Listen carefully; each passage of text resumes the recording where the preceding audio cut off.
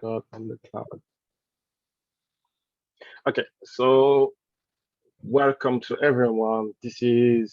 We are June 10. This is K8s Infra meetings. And I will be your host today. My name is Adam McCam. I just want to remind you this meeting is under the code of conduct. So I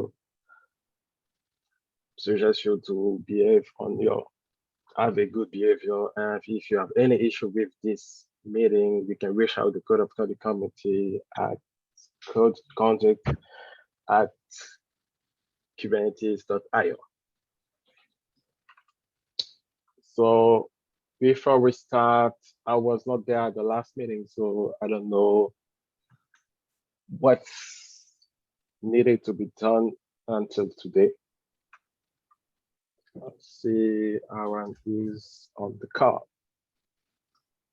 The only two action items I know I put on the meeting agenda notes were getting the recordings for the last two meetings uploaded, which I did. The automation that automatically uploads this to Kubernetes.io or to the Kubernetes YouTube channel seems to be broken. I'm working with Contribex to see if we just need to consider that abandoned or if we'll ever get that working again. Yeah. I think Arnaud went through and groomed some of the issues related to Kubernetes CI and the projects that uses, and seeing if we can further reduce our reliance or dependence on google.com projects. But I personally am not prepared to talk about that at this meeting, given how much other stuff we have on the agenda. I just want to mention something about this meeting. I'm working with Scalability to migrate their job to the community infra. I'm gonna attend their meetings tomorrow.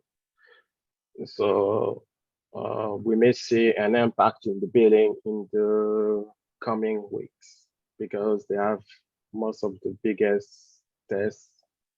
I know because now basically for one test, we have 5,000 nodes to request.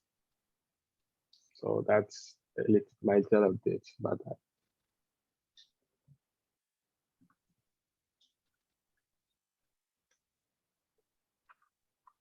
Okay. Are we doing the billing review? I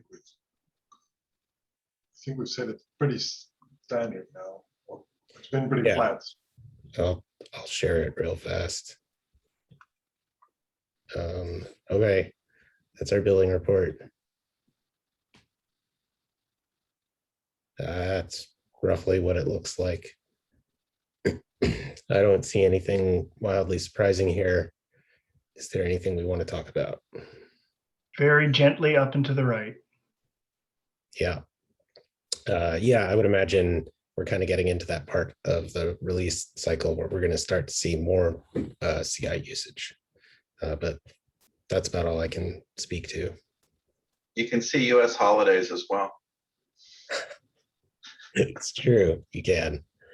All right, I'll stop sharing unless there's anything else. And back to you, Arnaud. Okay. So before we continue, do we have people new to this call, to this meeting? I'm sorry. I think I'm seeing the usual suspect. So I was here last call, but I'll reintroduce myself. Jim D'Agostino. Okay. Welcome to the team. You guys didn't scare me away in the first one. Oh. We'll try harder. Okay.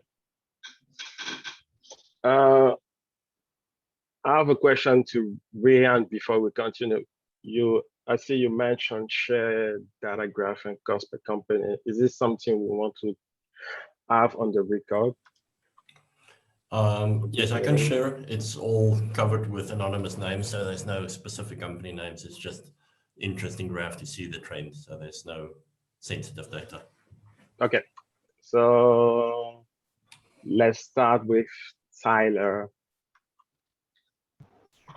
Cool. So this is a design doc that I'm looking to put under review. I'm working under Linus at Google, and I'm particularly interested in the container image promoter, in which we're looking to reduce build maintenance. And realistically, what that means is remove Bazel. And one of the reasons we're doing that is because the official Kubernetes repository got together and decided that they don't need to build systems. They're just going to rely on make. And I have a bunch of details on that background, why they made that decision, and why we're looking to do that in the CIP tool. But if you're interested at all, feel free to click on the link. I can also drop it in this chat, and leave any comments you see fit, because I'm looking for pretty much any feedback.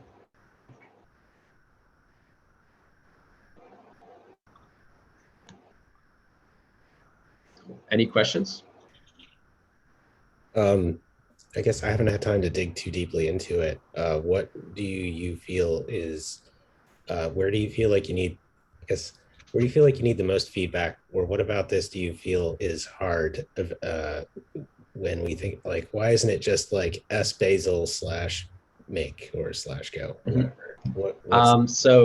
So there's some relying infrastructure, not to go too deep, but we have a few end-to-end tests that work heavily with Prow.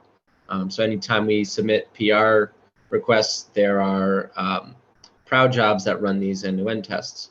And Bazel's used in these end-to-end tests heavily.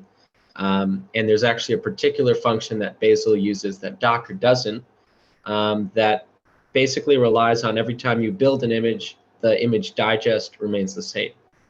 So that's something that Docker doesn't do, and it's not supposed to do that. So it's a little hack on Bazel's part, but our end-to-end tests rely on that behavior. So I need to figure out different ways to either mimic that behavior or just get around it entirely. Okay, thank you.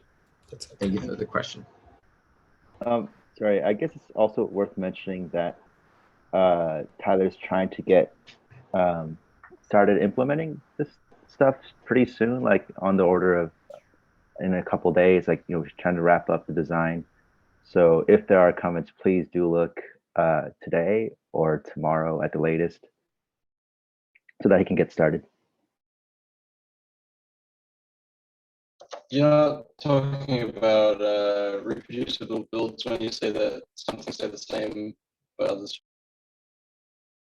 I'm sorry, I didn't quite get that. You said current behavior is that the digest stay the same, but something else changes. Sorry. The behavior of Bazel versus Docker, and Bazel has a special function to do reproducible builds. I was just wondering if we have any other tooling out there that also does reproducible builds that's not Bazel. Yep. Canico can do that. Calico, that was what I was thinking. Canico, yeah. Oh, interesting. Okay.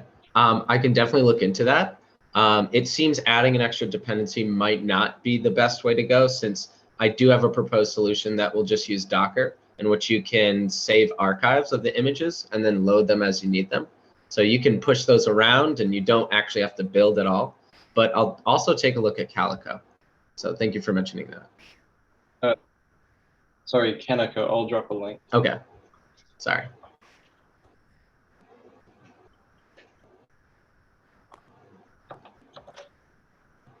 Sweet, yeah, so any other questions? And if not, you can always reach out to me offline, or just leave a comment on the design doc. Awesome. Sweet, thank you.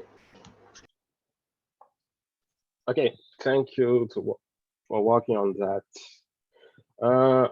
Next item is Caleb. I think you have like Got a few. Yep. The first one is just the diagram for what registry.k8s.io might be. Yeah, don't need to spend very long on this one, but it's just how everything would connect. If somebody would like to share, You can drop the link. yeah. Where's the chat?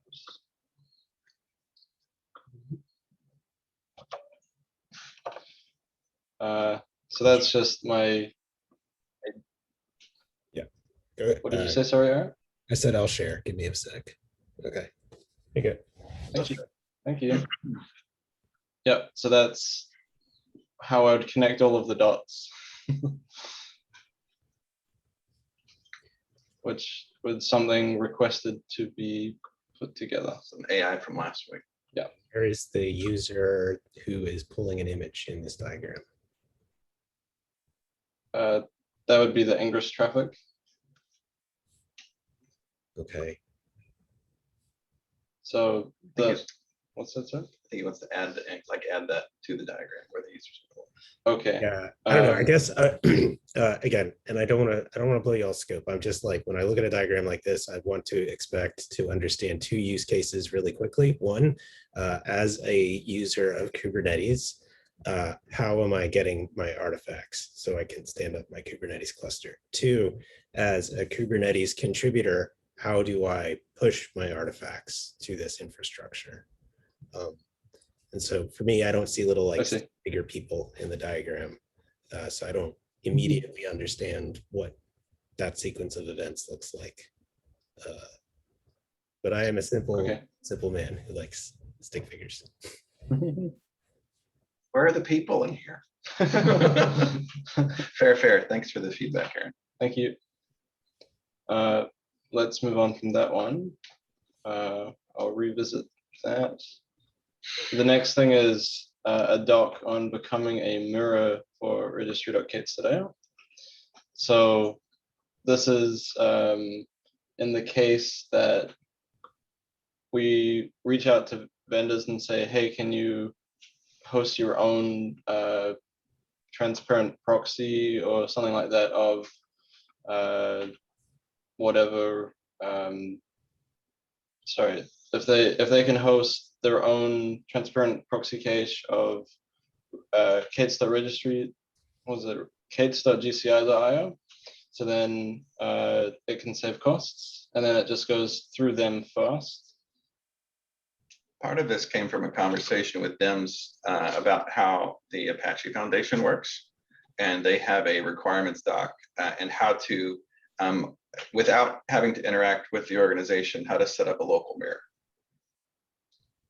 And so we took some of that and brought it in. And this is just a work in progress for feedback. Is this the direction we want to go versus the more complex options?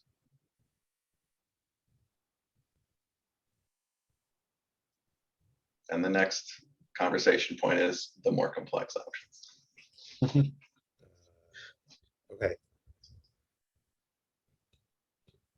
What is missing from here again are the humans. I feel like what DIMS was most concerned about was making sure that we were going to be capable of escalating to the appropriate people if something went wrong. We haven't dug into the details of whether our architecture is going to be resilient to failure of mirrors or poorly behaved mirrors, but we definitely need, I don't know if we go as far as having like a signed contract or whatever, but I would expect the same level of scrutiny be applied to somebody participating in this program as applied to people participating in the security distributors announce list, where like there is some vetting of contact information, responsiveness, things of that nature. Do you feel like I left anything out, Tim?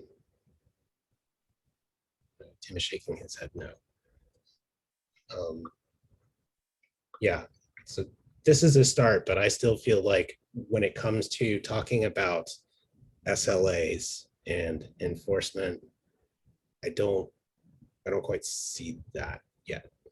But it's, you know, maybe I will have to go reread this really clearly. But it could be that this doesn't really necessarily spell that out either. But I felt like when we were talking this through with DIMS, he had a very clear picture in his mind of some of the like process and contact information and stuff we'll want. we'll try to pull some more of that in and also swing by Dims to get some more feedback from him. Okay. And I got it backwards. This is the more complex one where it does require a lot of the interactions with the person using it. The next one is the alternative that was also pushed by Dims, is how to set up a local mirror transparent proxy for our artifacts so that you're not hitting it. And it also improves the use locally without us being involved.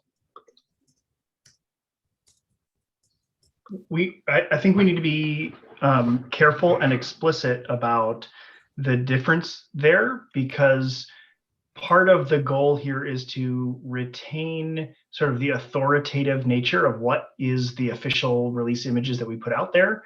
And the way, the most obvious technical manner for that is to say that when you fetch the SHAs for your blobs, right, when you do the first step of the two-step registry protocol, you go to a canonical server that will give you the known good SHAs. When you ask for the SHAs, we send you to the backing stores that have those, right? Sure. So, and my point being, when you set up a local mirror, you have an opportunity to inject your own opinion of what is official, right? And so Totally. that's fine if you're an enterprise and you want to take that control, but it's also something we should be clear about. I think if this one was definitely not to create a mirror, but just to create a cache, and it's go back to the one. I'm sorry, I'm looking at the becoming not. It's not the becoming a mirror link. We've moved on to the next topic, the setting up the transparent cache, and pull up that list there. This is not about creating a mirror. This is about putting a solution in place, possibly in cluster or possibly in data center for that. Like it's much more pushed further to the edge. And even if we do something complex, this is the Band-Aid that anyone can use right now to offload stuff. Got you. And it felt like we should discuss this as a first step. And then an ongoing, if you're experiencing pain, here's your first, and then do we want to recommend that? It's more for a discussion point, but I definitely don't. I feel it is a dual approach that we need to keep both as options. Sure, that's completely fair. Can I ask a question about the diagram, or the idea of the diagram? It had some decision points implied in the diagram, or stated in the diagram, right? Sorry, the first diagram. Can you make it a little bigger? Yeah, there we go. Thank you. Envoy or Go WASM or artifact server-based implementation, SQL or config map. I'm interested to know what the next steps are in resolving those open questions. I'm glad you asked. They're next on the agenda. I think so. They're part of the routing stuff around the Cotton Eye Joe. The next one. Bonus. Yeah, Burnos. So where did they come from, and where do you want to send them? Where's the 302 redirect? And getting that data to decide. So the PR that Berno created here, if we want to pull that one up, is kind of the end. Like this is where where Caleb was talking about registry workflow, how to become a mirror. Part of that was creating a PR.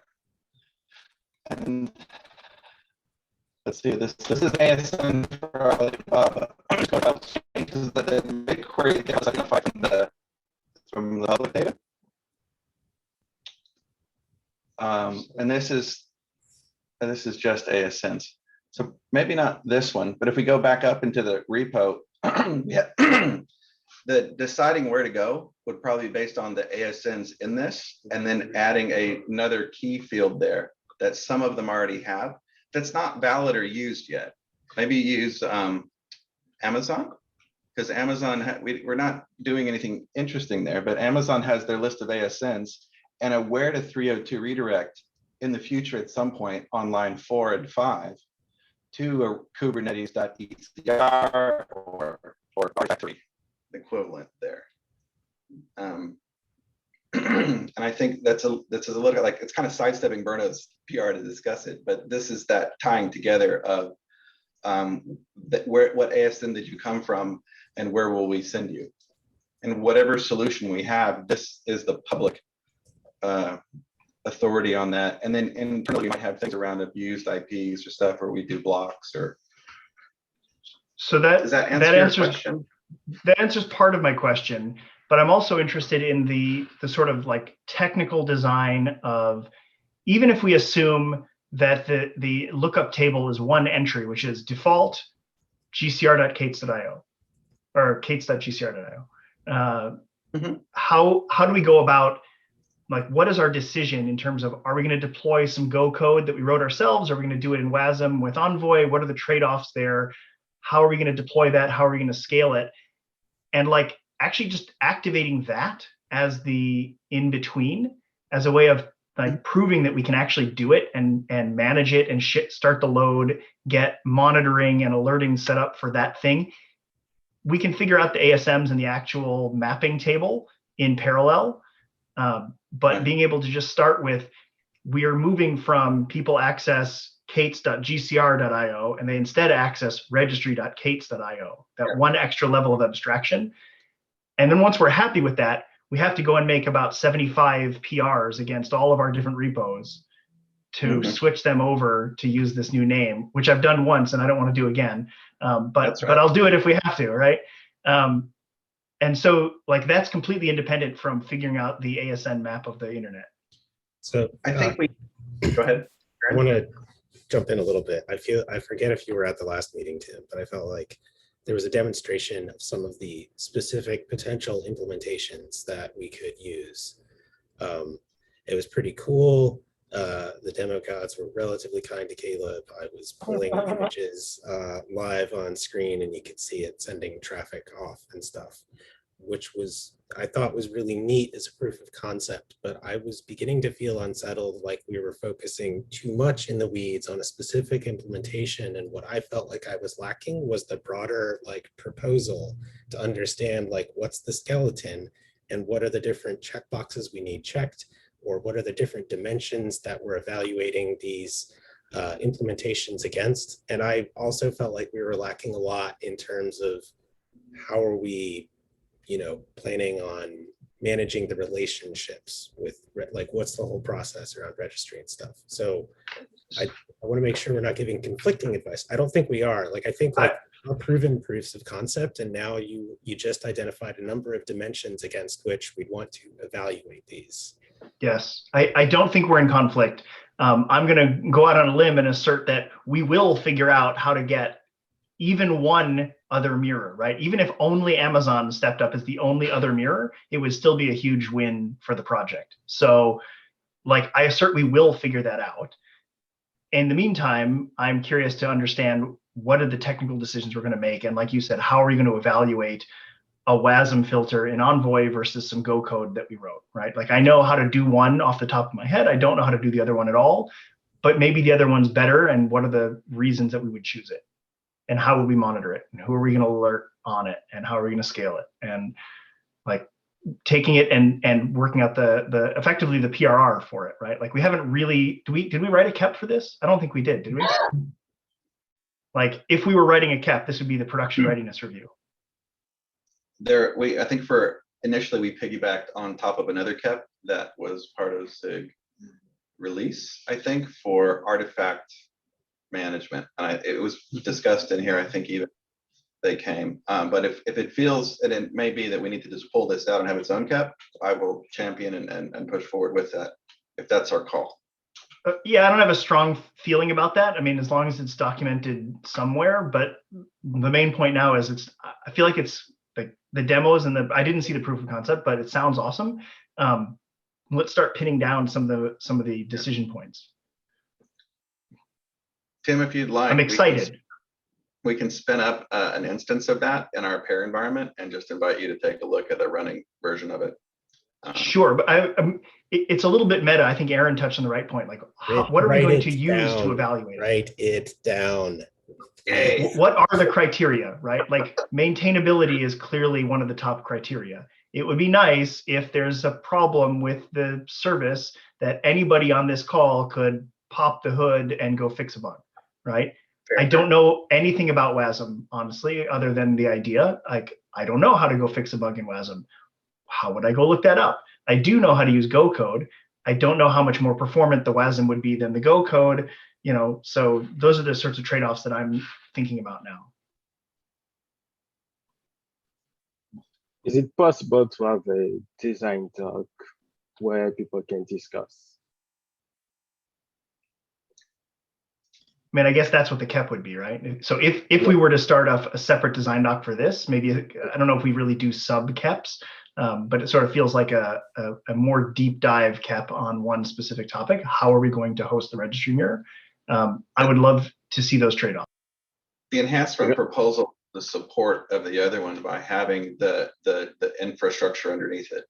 I think it would be a bit intense to include all of the technical details for bringing that up when they're interested in the process of the people. And we are too, but it's a different audience.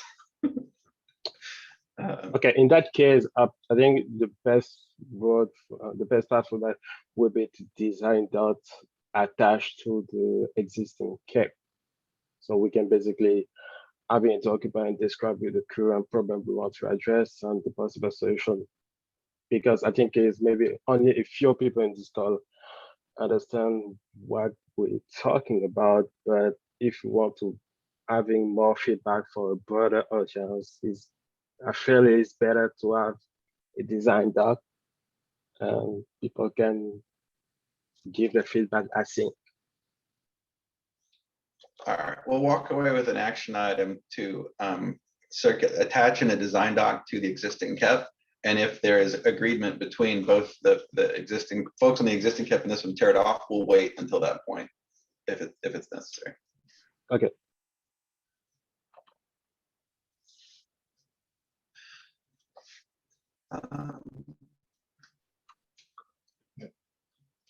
On Berno's PR, it was what we were kind of wanting to show is that we have a bunch of data.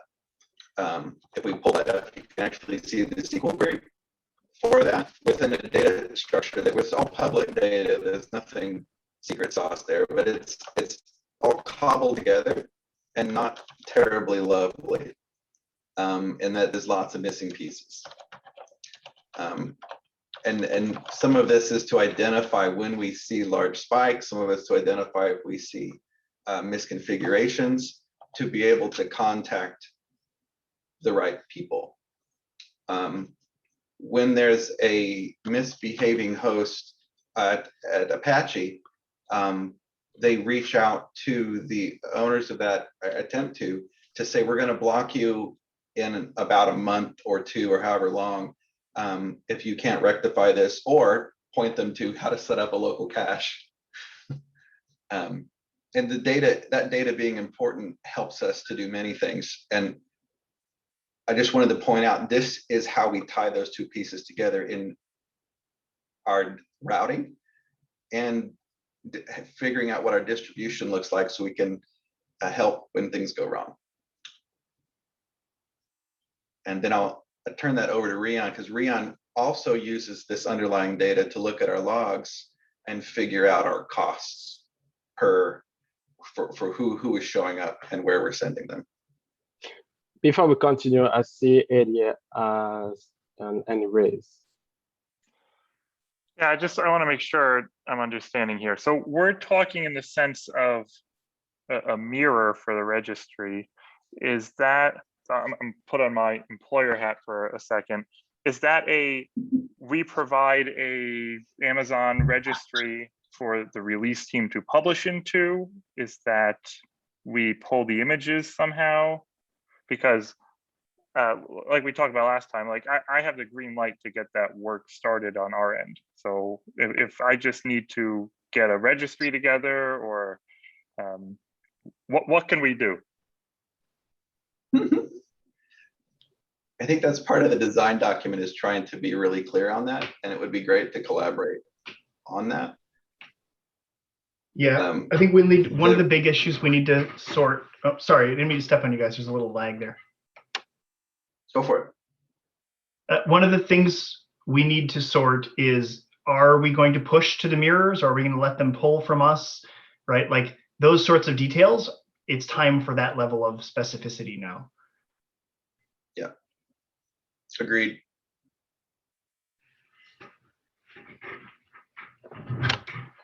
If we have time, we can loop back to that. I think that's going to be its own, like a targeted working meeting or something.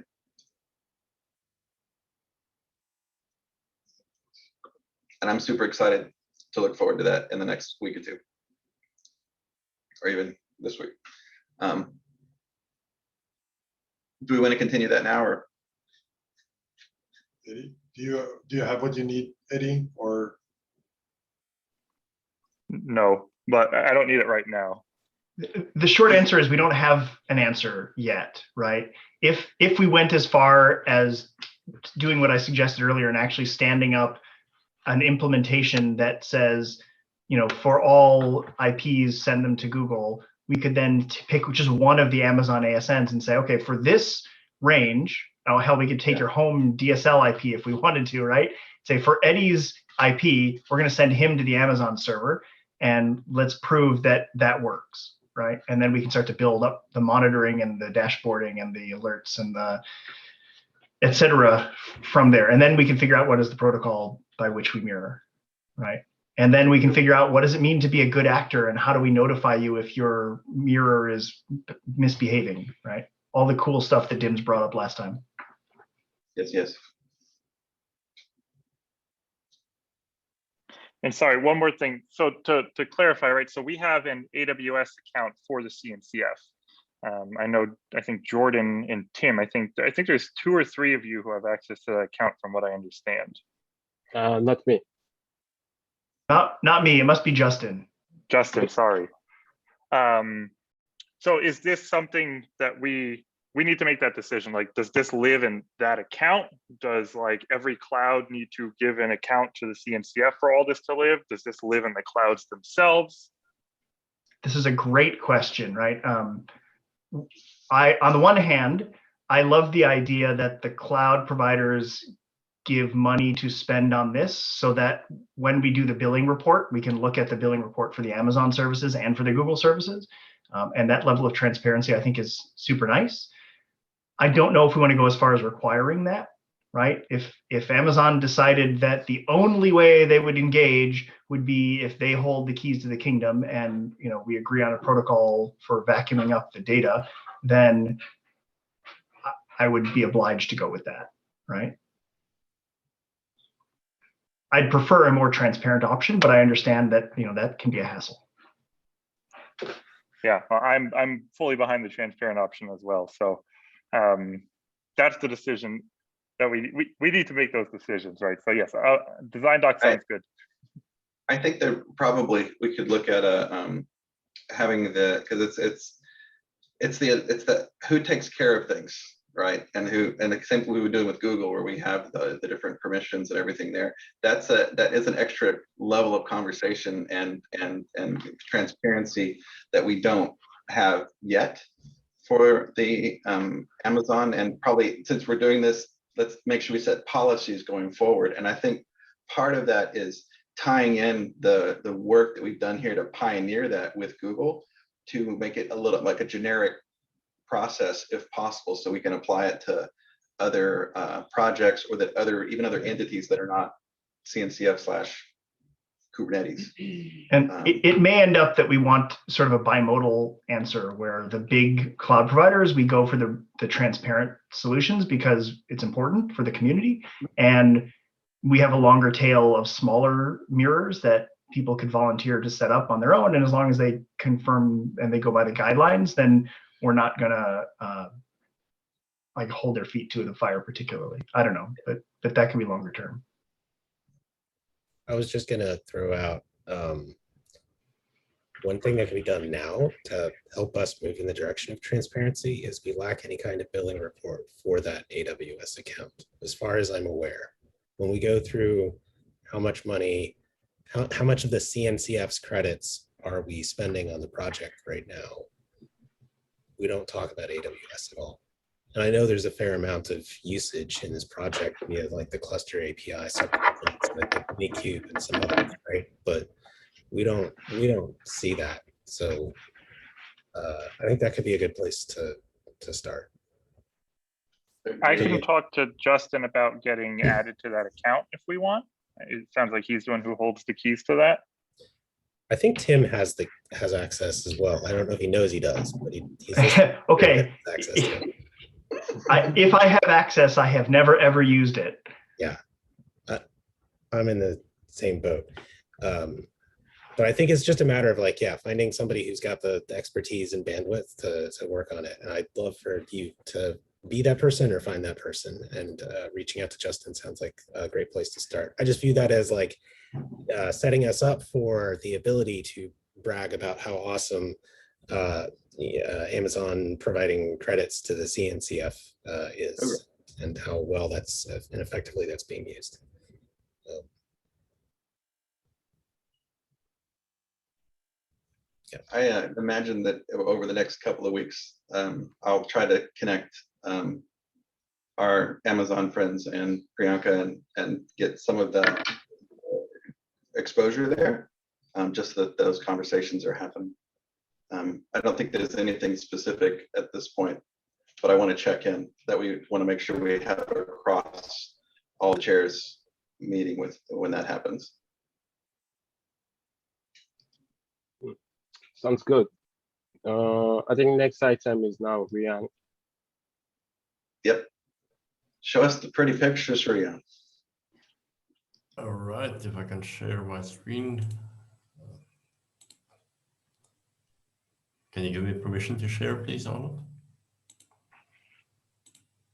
I think you already have the permission to share the screen. No, there we are. You are co-host now. Share. I just made you co-host. There you go. Thank you for that.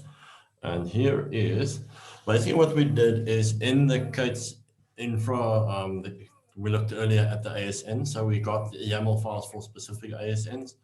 So I took some of that and we created this. So basically the null is IPs that is not married to ASNs yet. We'll speak a little bit about that process. It's not as easy as one would think. So those we are still working on. Then basically this is three big ones that I've got. So the Laughing Lion got the lion's share. They got 36% of the traffic and the money, and then followed by 6 and 4%, and then 53 for all the rest. So we are slowly increasing the cover on the different providers as we go along, as we match up IPs. Any questions on this? So these numbers are different than the one you sent me earlier. What's the time frame for this?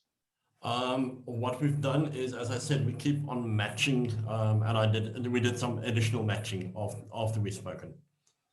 So it will slightly change this way or that way as we start matching up ASNs. And now if we add on more companies, the spread would probably change a bit. So that was just an alert. Some of this is, yep. But like, what's the start date and end date for this? Sorry, is this over the last 4 weeks? Is this over yes, good question. Sorry, the time frame is for the last from April 9th until till June 7th. So I basically use all the logs that we have available. I pulled in this week the extra data. Last time I had only 5 weeks, and now I pulled in the rest this week. The trend seems to be much the same. I pulled the same graphs, did the same, and I didn't want to show all those because I'm just going to bore you with the same information. So it's much the same traffic that we saw last time. Only interesting slide that I did add, which I can show, which doesn't add much value, but is interesting to take note of.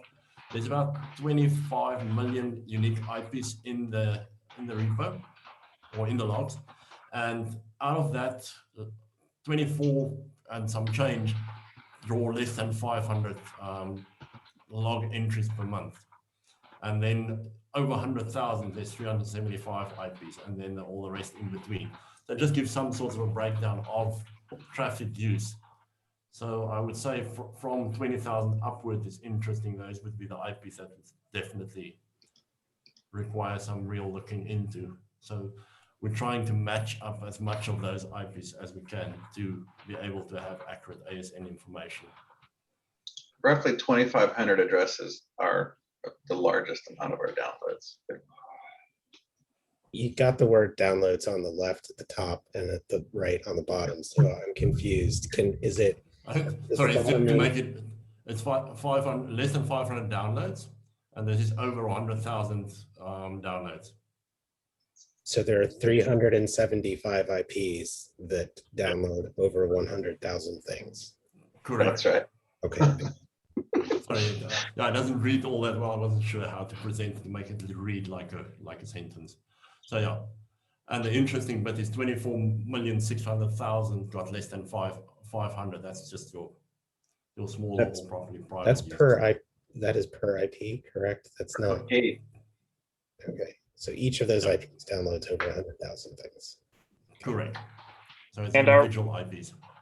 Are we talking, these aren't images anymore, we're talking any GCS storage? This is log entries. I just counted the log entries. So it's log entry. So whatever happened on that IP for the log. So it's not dead serious that you can pin it to something specific. You have to look at the more detailed. This is just an overview to give the shape of the traffic. But this would include artifact binary downloads too, right? Not just image downloads? And as far as I can tell, looking at the data, it's primarily images. It's a lot of stuff, so some of it doesn't seem to fit in the right buckets, but I'd say primarily this is image. 60% confident in that statement. So that's what I have to share. So hopefully by the next meeting, we will have more in the list with a better spread of exactly where we are. And I trust these numbers about 60 to 70%. They're pretty good. But the next slide, or my topic is kind of how do we make it right? And that's why the numbers changed, by the way, is we found a few more ASNs there. So we need all these data sources are via proxy, and the actual registries themselves that are the authority do not allow redistribution of that data. Hence all of these other projects to try to proxy access to it. It's not even the CNCF. I'd say the Linux Foundation as a whole is kind of helping to maintain the infrastructure of the internet and to help identify where things go, should probably have a way to reach out to abuse at various places and be able to aggregate that data to help make routing decisions and whatnot that we're currently doing. It's quite difficult. So I asked the chairs earlier in the week if I could reach out to legal, and I have. And so I don't know how this is going to work. Like if we got to go in for legal, I've got to answer some questions from legal around who the thing should be. I'm kind of feeling that it's a Linux Foundation knock account nearly, so that they have a position at Linux Foundation, because that's the organization that has to sign the thing that actually grants access, and then legally the Linux Foundation and the CNCF have to curate that data in a way that we don't allow arbitrary queries to it, though we can publish data based on that as long as it's not a full dump. And these are the 5 dumps the regional internet registries that would give us absolute correct data that we could update on a minute-by-minute basis if necessary. But it is, I would feel super confident that that would be accurate and have impact for us to make decisions beyond this group, beyond the CNCF, up to all of the different things that the Linux Foundation supports.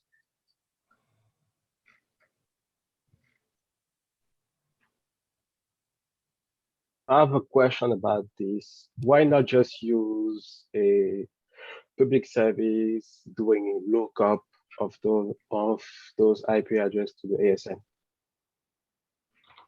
instead of ask direct data to internet registries? if you've got a specific one, so I've gone through about 5 of them that say they're at scale.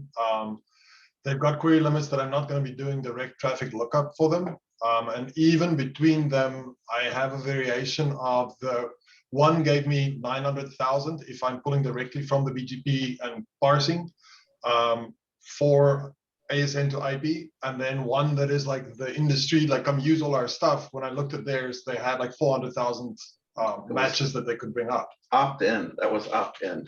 Yeah, for peering DB. So just there's a very big variation in what the providers end up coming up with. And it seems like going back to the registrars and polling their databases, because all of them have database setups as well. So, I mean, yes, it would be how we programmatically use that, but that information that we can think of it this way also or not, and particularly to, I think it was Tim's question, how do we decide where to send this stuff? Where do we come from? Where do we go inside of this routing engine? And some of that is how to figure out what goes in those decision-making processes. And this data helps us to figure that out. The ASNs and the IPs and the companies. It does help with the logging. It does help with the routing. It helps with several different areas. If we try to look it up on the fly, in routing, I don't think that's going to scale well. We could try to do it with the logs, but we've been trying to do it with the logs and it's inconsistent because all the data sources are sparsely populated.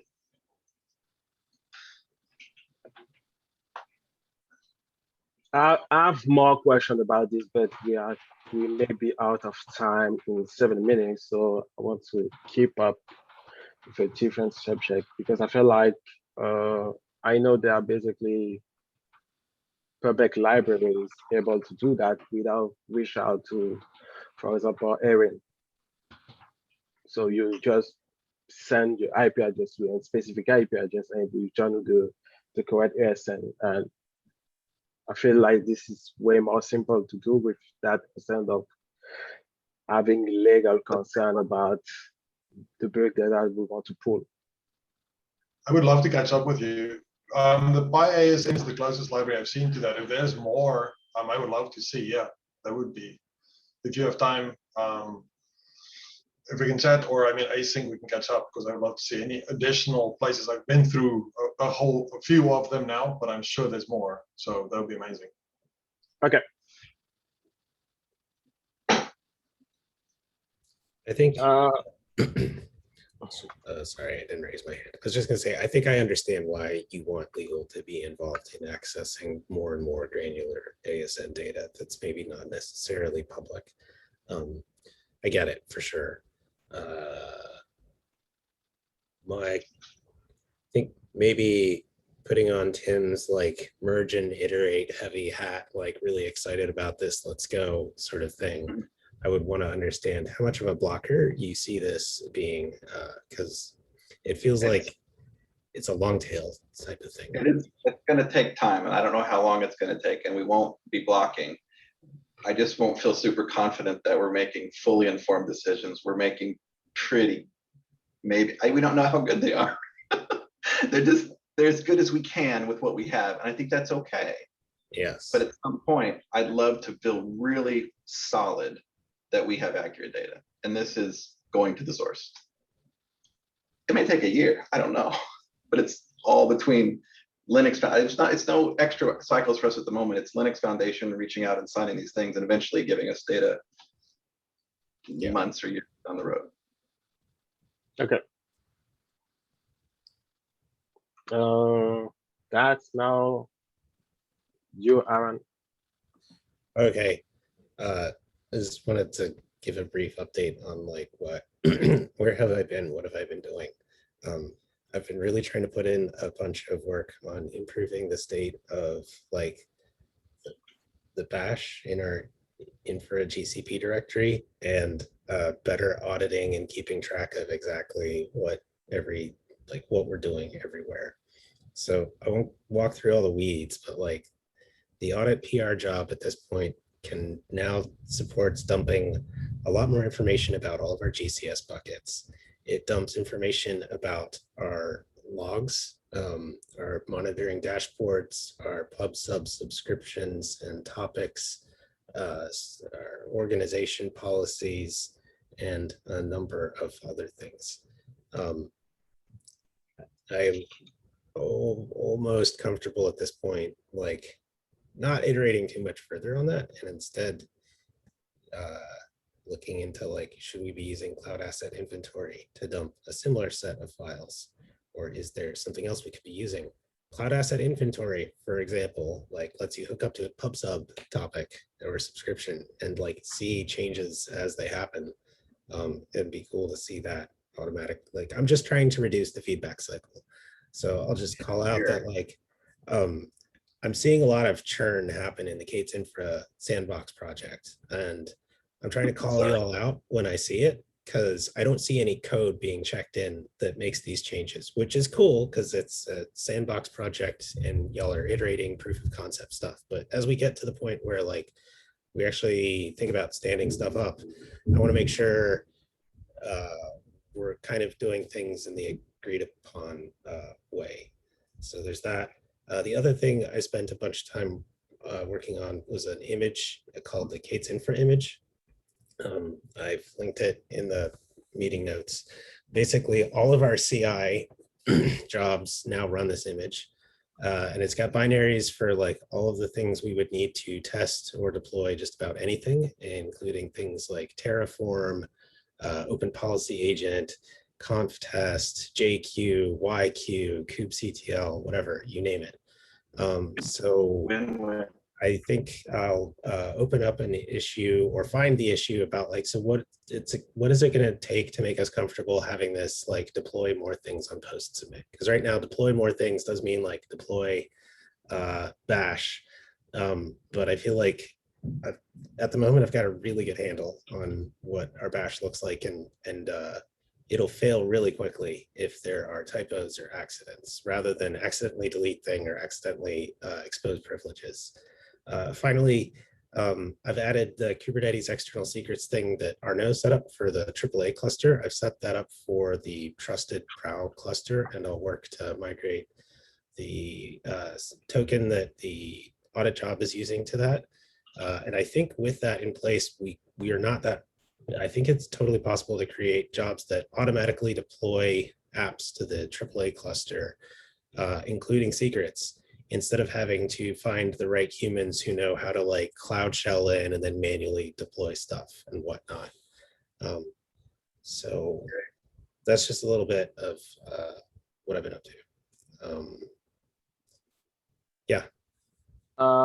Okay with that, except Terraform.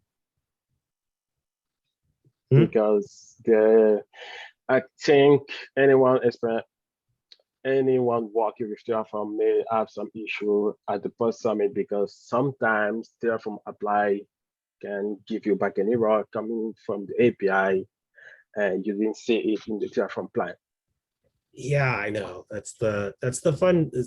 I mean, I recognize I maybe am used to a much older version of Terraform, but I still have a very healthy distrust of letting Terraform do things wildly.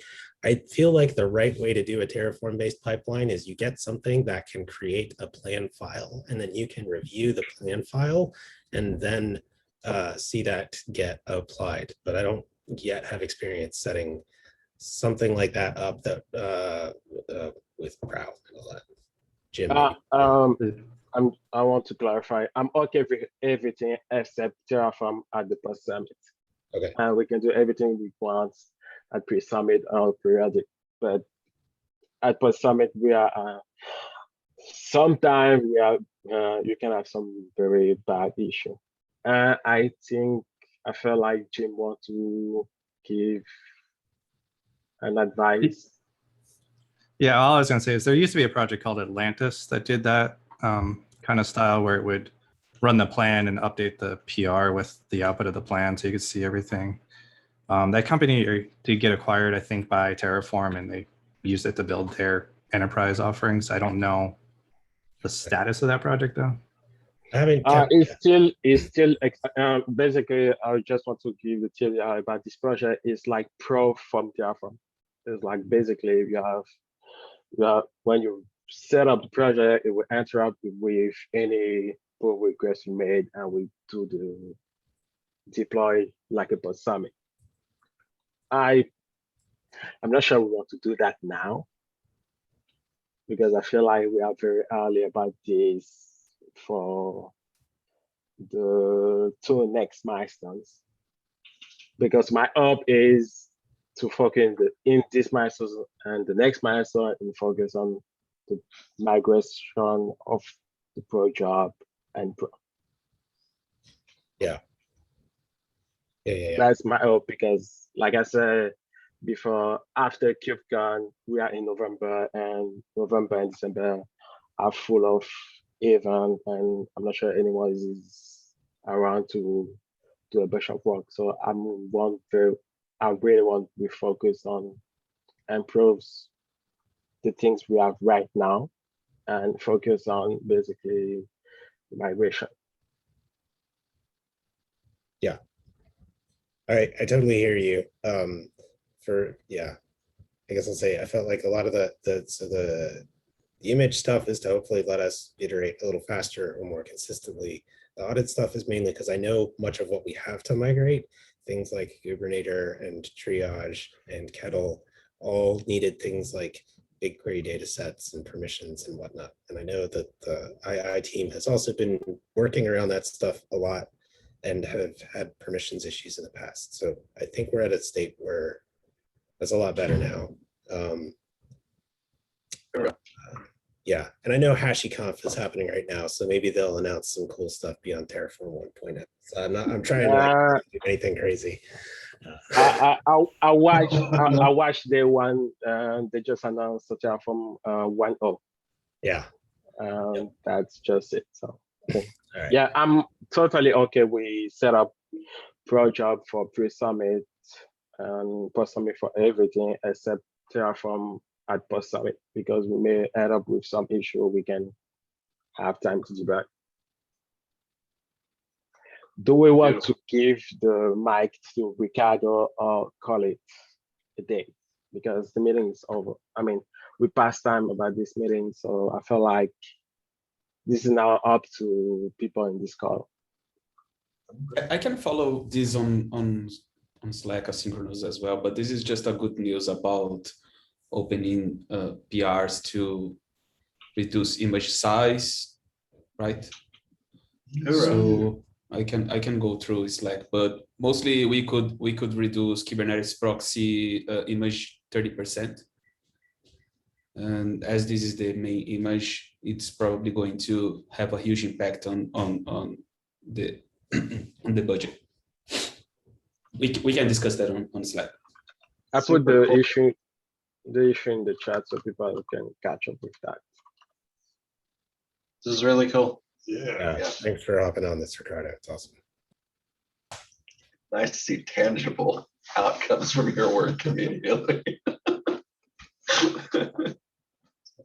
So I can say I will give you back time. So I'm sorry for taking more than the time at all. Let's see you in 2 weeks, and have a great day, folks. Thank you, everyone. Bye-bye. Great to see everybody. Yeah. I'm gonna take my negative 5 minutes now.